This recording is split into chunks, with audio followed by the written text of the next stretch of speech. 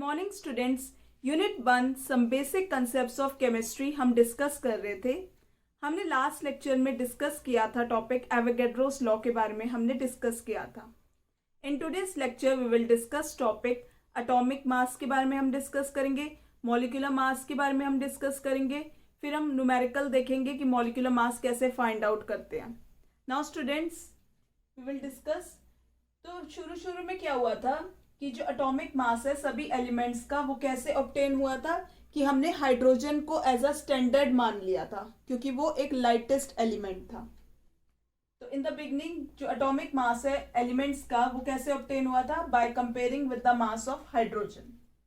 Later on फिर हमने oxygen को रेफरेंस स्टैंडर्ड माना था क्योंकि it was more reactive than hydrogen, इसलिए हमने ऑक्सीजन को लिया था, लेकिन वो भी फाइनल नहीं हुआ। तो आफ्टर दैट इन 1961 में जो इंटरनेशनल यूनिट जो है केमिस्ट ने उन्होंने एक्सेप्ट किया कार्बन 12 का आइसोटोप क्योंकि एज अ स्टैंडर्ड माना, क्योंकि वो मोस्ट अबंडेंट था।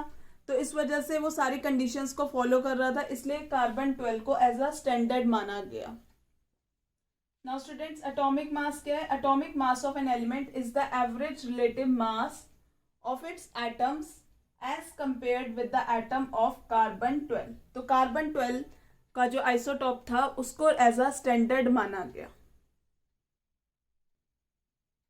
Now students one atomic mass unit यानी AMU, वन AMU किसके बराबर है?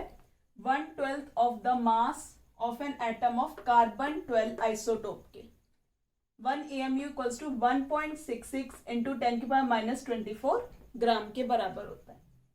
नाउ स्टूडेंट्स अब हम डिस्कस करते हैं molecular mass. Molecular mass of a substance क्या है? Average relative mass of it's molecules, जिसे हम कंपेयर करते हैं with N atom of carbon 12 के आइसोटोप के साथ। नाउ स्टूडेंट्स अब हम देखते हैं मॉलिक्यूलर मास को कैलकुलेट करते हैं ग्लूकोज मॉलिक्यूल के, जिसके फॉर्मूला है C6H12O6।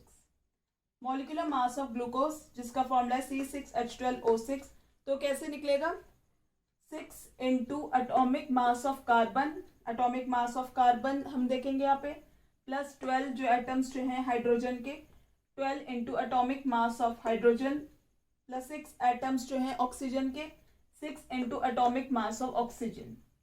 तो 6 इंटू एटॉमिक मास जो है कार्बन का क्या होता है? 12 AMU, plus 12 into atomic mass of hydrogen का एटॉमिक मास क्या होता है? 1 AMU, plus 6 into atomic mass of oxygen क्या है? 16 AMU।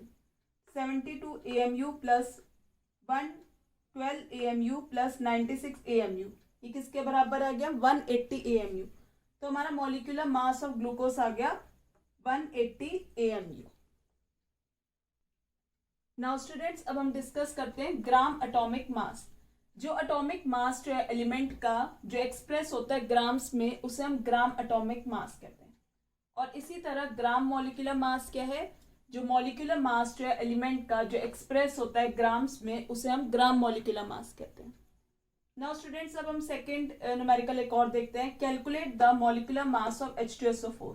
हमें H2SO4 मॉलिक्यूल का मॉलिक्यूलर मास निकालना है।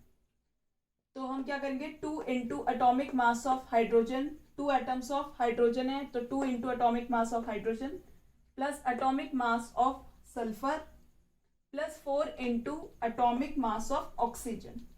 तो एटॉमिक मास ऑफ हाइड्रोजन क्या है? 1 AMU हमें पता है, 2 into 1 AMU, plus atomic mass of sulphur that is 32 AMU, और यहाँ पे क्या है?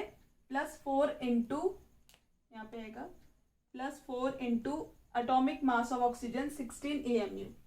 तो ये हमारा प्लस करके बाद ये आंसर आ गया 98 AMU, और हम AMU को U भी कहते हैं आजकल, यूनिफाइड मास।